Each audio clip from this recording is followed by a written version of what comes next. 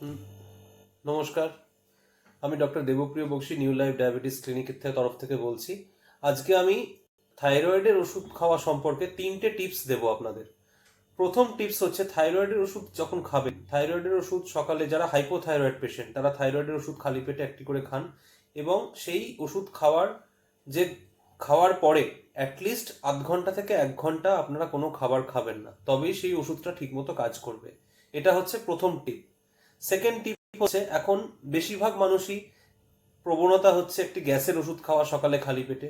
সেই গ্যাসের ওষুধ কিন্তু থাইরয়েডের ওষুধের সাথে খাওয়া যাবে না, অ্যাটলিস্ট 4 ঘন্টার গ্যাপ দিতে হবে। মানে আপনি যদি থাইরয়েডের ওষুধ সকালবেলা খালি পেটে খান, তাহলে গ্যাসের ওষুধটি অন্তত পক্ষে 4 ঘন্টা পরে খাবেন। প্রেফারেবলি আপনি দুপুরে খাওয়ার আগে গ্যাসের ওষুধটি খান। এই গ্যাসের ওষুধের সঙ্গে থাইরয়েডের ওষুধেরও কিন্তু একটা ইন্টারাকশন হয়, যেক্ষেত্রে আমরা ওষুধের মধ্যে কার্যকারিতা কমে যেতে পারে। এবং 3 নম্বর টিপ আমার, সেটা হচ্ছে যে যদি কেউ আয়রন বা ক্যালসিয়ামের ওষুধ খেয়ে থাকেন, সেক্ষেত্রেও একটু 4 ঘন্টার গ্যাপ কিন্তু এই দুটো ওষুধের মধ্যে দিতে হবে, থাইরয়েডের ওষুধ এবং এই আয়রন বা ক্যালসিয়াম ওষুধ। তো এই 3টে টিপস আপনারা মনে রাখুন।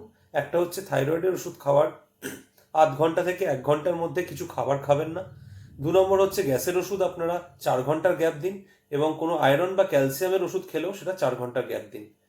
থ্যাংক ইউ, ধন্যবাদ, ভালো থাকবেন, নমস্কার।